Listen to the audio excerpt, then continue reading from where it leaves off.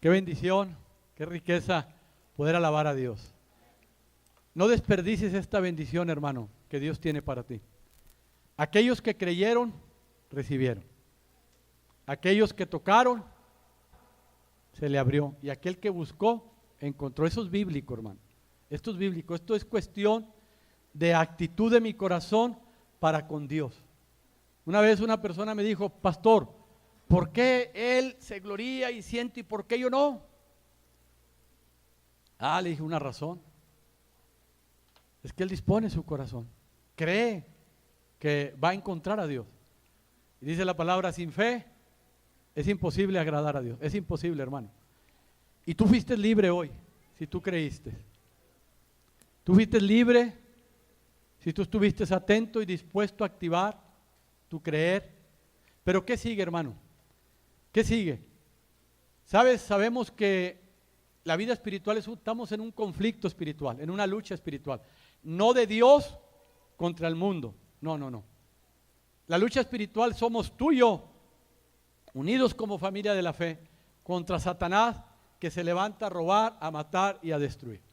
Tú de aquí vas a salir satisfecha, sales contenta, sales alegre, sales positiva, sales con una actitud: voy en el nombre de Jesús. Y la verdad es que te vas a encontrar con una realidad, ¿ok? Allá afuera no ha pasado nada, ¿ok? Allá afuera está igual, ¿ok? Lo cual Dios te dice: tú y yo, en mi nombre, vamos a limpiar, vamos a sanar esa tierra.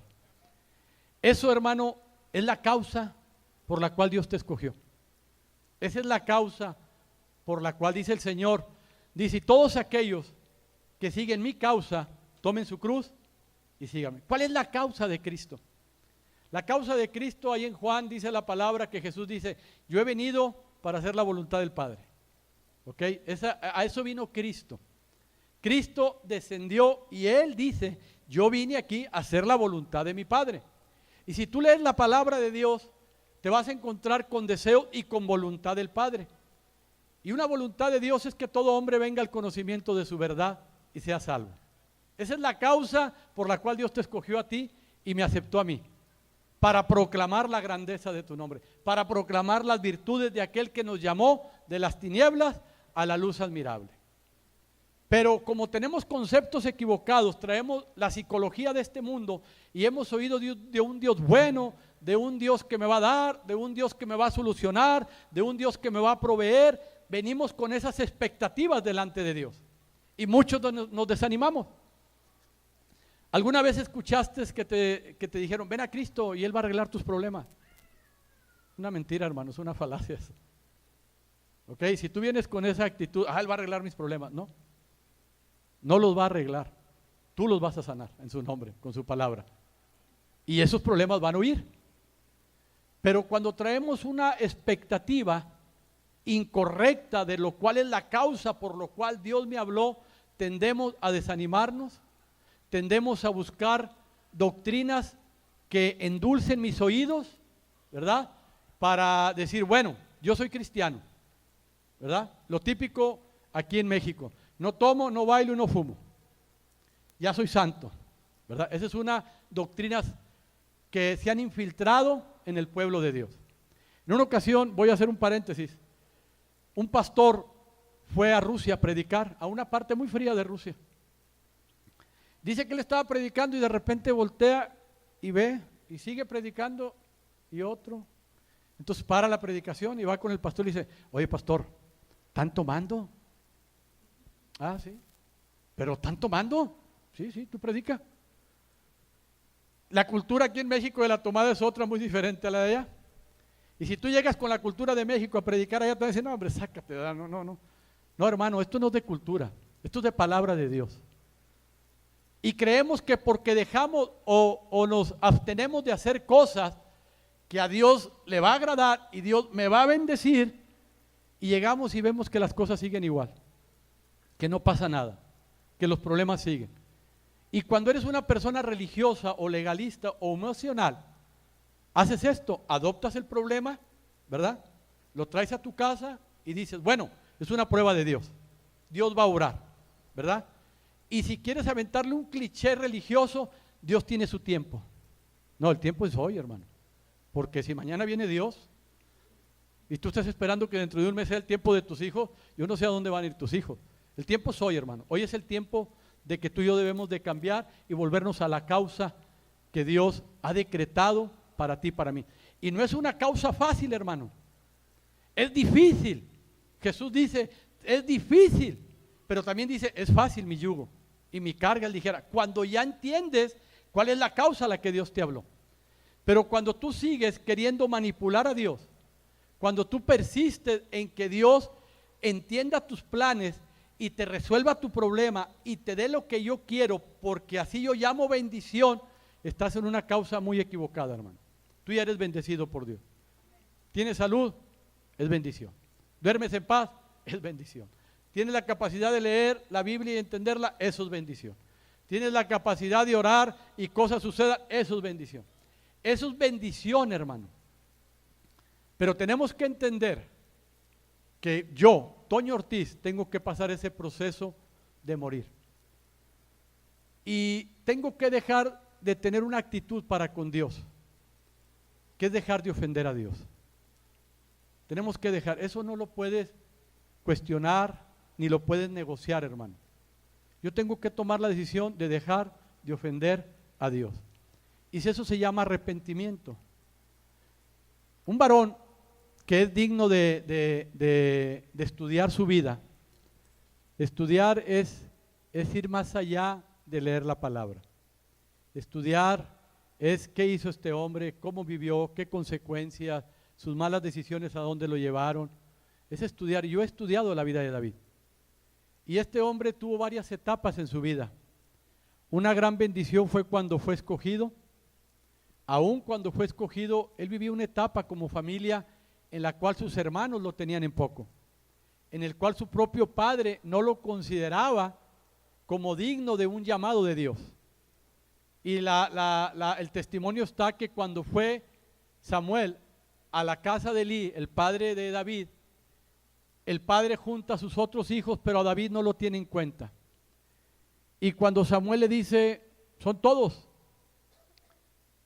Y Elí dijo, no, tengo otro, un muchacho que está ya pastoreando unas pocas ovejas. Hasta el mismo padre no veía en David, como les he dicho, lo que Dios veía en él. Y creo que muchos de nosotros a lo mejor hemos vivido desprecios de nuestros padres, de nuestros esposos, de nuestros hijos. Pero déjame decirte, hermano, nuestros hijos, pero déjame decirte, hermano, que tú tienes que verte como Dios te ve. Que no esperes la gloria del hombre, no esperes la buena palabra de los hombres. Yo he exhortado, regañado cuando tengo la confianza en los hijos, les he dicho malos agradecidos cuando he oído cómo le hablan a los padres. Entonces yo quiero invitarte, tú tienes un Padre celestial, ahí tiene que estar puesto tu corazón.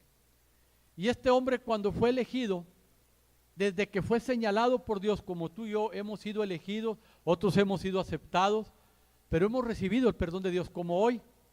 Hoy, Dios, si así lo quieres llamar, es borrón y cuenta nueva. Hoy, yo le creo a Dios, yo le creo a Dios, que es un Dios que este hombre llegó a conocer. Este hombre conocía los atributos de Dios. ¿Qué es lo que voy a estar haciendo en este año? Dándote, enseñándote los atributos de Dios. Hay tres cosas que debe hacer un pastor: enseñar al Padre, los atributos del Padre. La otra enseñanza es lo que el Padre trae a través de Cristo al hombre. Y la otra enseñanza es cómo camino en esta vida, cómo peleo la buena batalla, hacia dónde voy, qué hago, cuál es la dirección que tengo que tomar. Y este hombre, hermano, en el Salmo 139, versículo 23 y 24, viene con Dios y le dice: examíname, oh Dios, y conoce mi corazón. Pruébame y conoce mis mandamientos. Y ve si hay en mí, no en mi esposa, ni en mis hijos, ve si hay en mí camino de iniquidad. ¿Por qué la manera de orar de este hombre? Pero ¿qué le precede a este encuentro? Este hombre le precede cuando inicia este verso. Empieza diciéndole: Señor, eres grande, eres hermoso, no hay pensamiento que se esconda de ti. Grande eres tú. O sea, este hombre tenía un conocimiento de la omnisciencia de Dios. Dice: yo no me puedo esconder. ¿A dónde voy? A los cielos, allá estás tú. Me voy a las profundidades del mar, ahí estás tú. ¿A dónde huiré de tu bendita presencia? Y luego este hombre le abre su corazón a Dios y le dice, Señor, examíname.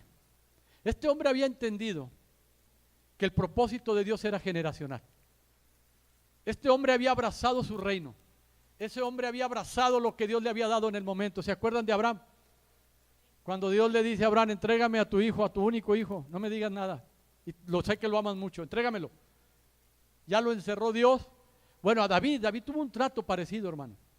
Este hombre lo escogió Dios, Dios lo acompaña, padeció hambre, persecución, tuvo vivencias muy fuertes y a mí me impacta la obediencia de ese hombre.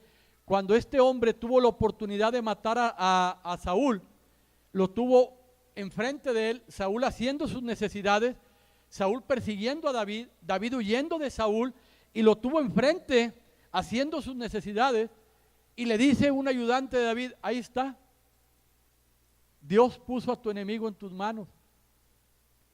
Y tenía toda la razón, toda la lógica, pero ese hombre ya estaba empezando a pensar, a actuar en lo espiritual. Y a ese hombre se le vino la palabra de Dios, dice, Dios me libre de tocar un ungido de Dios. O sea, me podrá ser mi enemigo, podrá querer matarme, podrá desear mi ruina, pero yo no lo toco. Dios me libre de tocar un ungido. Y lo dejó ir, nomás le cortó un pedazo de su capa y posteriormente le dice, mira, te tuve en mis manos, yo no tengo nada contra ti. Y lo dejó de perseguir. Y tuvo varias vivencias David. Pero cuando David entendió el propósito, la herencia de David era Cristo, hermano. De David viene el linaje de Jesucristo. Pero David en su proceso abrió maldiciones a causa del pecado. Tú y yo tenemos que tomar una decisión. Hemos oído a lo mejor muchas doctrinas del pecado. Hemos escuchado no peque. ¿Qué es el pecado? ¿Cuál es la consecuencia del pecado? Pecado es ofender a Dios, punto. Ponle, aderézalo como tú quieras, es ofender a Dios. Yo tengo que tomar, ahorita, tú, aquí has tomado hoy una elección, fuiste bendecido por Dios, fuiste limpiado, fuiste restaurado, toda acta que te era contraria cayó podrida a los pies de Cristo, toda mentira de Satanás cayó podrida a los pies de Cristo. Yo lo creo, hermano, pero es necesario que tú lo aceptes, es necesario que tú te apropies. Es necesario que tú abraces lo que hoy Dios hizo por tu vida. Pero ¿qué sigue, pastor? ¿Qué es lo que va a seguir? ¿Qué es lo que le sigue a esta situación de mi libertad? Bueno, hermano, la realidad es que tienes una tierra que hay que limpiar. La realidad es que tu mundo no es color de rosa, ya te lo ponchó Dios. Ya Dios te enseñó la realidad de la vida. Y gloria a Dios, porque en esta iglesia se ora por una cosa, que no caigas en una mentira de Satanás. Yo oro para que tú no prosperes económicamente si no tienes los fundamentos de Dios en tu vida. Yo no quiero que entres en una comodidad de Satanás. Satanás es el padre de la mentira que te introduce a tener un matrimonio de rosa cuando el hombre no respeta a su mujer y cuando la mujer no se somete a su marido. Mentira, es una falacia ese matrimonio. Es una imagen, va a caer y grande va a ser su ruina. Y la oración mía como pastor, el ayuno que hoy traigo, Padre, no permitas que ninguna mentira de Satanás sea infiltrada. Padre, no permitas que ninguna mentira sostenga a ningún hijo que ha traspasado los postes y el intelecto. No lo permitas, Padre. Saca a la luz lo oculto. ¿Por qué, hermano? Porque yo estoy viendo tus hijos. Yo estoy viendo tus generaciones. Tú ya fuiste aceptado. Dios ya te limpió. Tú tienes que tomar una decisión. Dejar de ofender a Dios. Porque hay consecuencias al ofender a Dios. Romanos, parece que es 6:23, dice la paga del pecado. Yo quiero que pongas atención. La paga del pecado es ¿qué? Muerte, hermano. Muerte. Es muerte. Grábalo en tu corazón. Es muerte. Ofender a Dios es muerte. Pon atención. Ofender a Dios no es que Dios te mate. ¿Ok? No existe una doctrina de la retribución. O sea, Dios no está sentado en un escritorio. Moisés, ¿cómo estuvo hoy Moisés? ¿Pecó? Mátalo, que muera. Aurorita Muñoz, ¿cómo estuvo? No, se portó bien, oró y leyó. Bendícelo. No, hermano. No, Dios no retribuye lo que tú hagas. Dios te advierte. ¿Sí me explico? O sea, me porto bien, Dios me va a bendecir. No, hermano. Hago un pecado, Dios me castiga. No, hermano, Dios no castiga. ni quita, ni enferma, ni empobrece. ¿Cuántas veces has escuchado Dios enferma y Dios sana? Es una mentira, Dios no enferma. Toda buena dádiva y todo don perfecto viene de Dios. El que es homicida desde el principio es Satanás. Pero ha engañado tanta a la gente, aún a los líderes, que ven una enfermedad y dicen, es una prueba de Dios. Te reprenda en el nombre de Jesús. No, hermano, Dios no prueba. ¿Cuántos creen que Dios enferma? ¿Cuántos creen que Dios hiere? ¿Cuántos creen que Dios quita? Dios no te quita nada, hermano. Dios permite situaciones. Pero no hay una doctrina de la retribución. O sea, no hay una doctrina que dices, bueno, si yo le doy, voy a recibir. Si yo peco, voy a recibir consecuencias. No, hermano, no existe una doctrina. Esas doctrinas son falsas. Dios te advierte a través de su palabra que la paga del pecado es muerte. Yo, Toño Ortiz, tengo que tomar la decisión de dejar de pecar, porque sé que voy a activar una maldición. Mis padres, mis abuelos, mis bisabuelos activaron maldiciones. Abrieron sensores de enfermedad. Abrieron sensores de droga. Mi abuelo se drogaba, papá andaba en la lujuria, había whisky, había de todo en la casa. Y eran sensores que yo traía de maldición. Cuando yo vengo a Cristo y Dios me limpia de toda maldición, de todo, yo soy libre, hermano, en el nombre de Jesús. Pero todavía el área carnal todavía está allí. Esa área carnal que me llevaba a la lujuria, a la tomada, todavía existe. Esa es la verdadera batalla de la fe. Es donde yo tengo que vencer esa batalla de la fe. Es donde yo tengo que tomar la decisión. Yo salgo una mañana, se me presenta una mujer y yo tengo la decisión de decir, ¿ofendo a Dios o no lo ofendo? Yo, no es Satanás. ¿Ok? Ese libre albedrío, esa decisión, esa elección, yo la medito y viene a mi corazón. Yo no te voy a ofender, Padre. Por un placer en la carne, por 12 segundos dicen que es eso, ¿no? El acto, voy a ofender a mi esposa. A la hora de mis hijos, ¿por qué le voy a gritar? ¿Por qué voy a maldecir a mi hijo? ¿Por qué voy a gritarle? ¿Quién soy yo para maldecir a mi? Nadie, no lo voy a hacer. Que no estoy de acuerdo con cosas que hace mi hijo, ok, en eso entro a la presencia de Dios, a pelear la buena batalla de la fe. Pero cuando hay pecado, hermano, dice la palabra en Isaías que Dios cierra los oídos. No te escucha, hermano. Yo quiero que te quites esa doctrina falsa que has escuchado. Dios ama al pecador y aborrece al pecado. No es cierto eso, hermano. No es cierto. En Salmo 5:5 dice, Dios aborrece la iniquidad. Dios aborrece al que practica. Y ahí en Salmo dice, hay 6 cosas que aborrece Dios y aún 7 que abomina su alma. La lengua mentirosa, los ojos altivos, el que mete cizaña entre dos hermanos. Ya no metas cizaña, hermano, eso ofende a Dios. Tú procura la paz. O sea, es un caminar diario, la vida en Cristo es un caminar diario. Ahorita Dios ya me libró, yo tengo que aportar, a bendecir, yo tengo que aportar porque atrás de mí viene Telo, viene Cintia, viene Ociel, viene Andrea, viene Ana Sofía y viene gente atrás de mí esperando, no ellos. Dios, que yo limpie mis generaciones. Ese es el ABC de la Biblia, hermano. Ese es el ABC. No es el que Dios te va a dar, te va a dar, te va a dar, te va a poner. No, hermano. No. Dios te ha rescatado. Y claro que va a venir esa plenitud. Pero cuando tú lo tengas por basura. Cuando tú $1,000,000 digas, lo tengo por basura. Tengo $1,000,000 y me dice que se lo dé a Nacho. Nacho, dice Dios que te dé esto. Hombre, gracias. Dios te veo, Dios. Venga, Dios, ¿qué más sigue? Y tengo que dejar que fluya en todas las áreas de mi vida. Pero si yo me apego y si yo abrazo como el rey David abrazó su trono y se creía tan poderoso ese hombre que se olvidó de Dios. Y eso hay un testimonio que yo quiero que lo estudiemos. 5 minutos. Está en 2 de Samuel, capítulo 2. Ya vamos a acabar, hermano.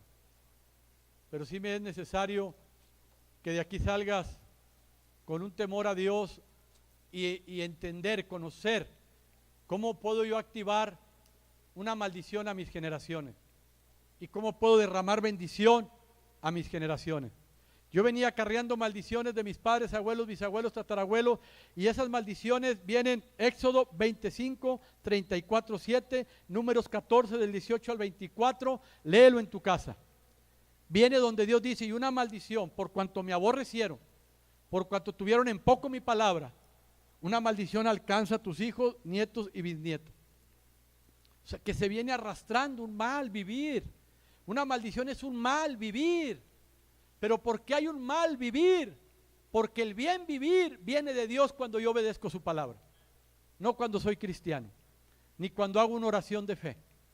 ¿Cuántas veces y cuánta gente cristiana camina creyendo que porque ya hizo una oración de fe, que consta de 5 pasos, y los predicadores resumen todo el evangelio en 5 principios que son bíblicos, pero que dicen que es el todo de la vida espiritual? Es una falacia, es una herejía. Entiendan, hermanos, si no hay un arrepentimiento genuino, no hay salvación.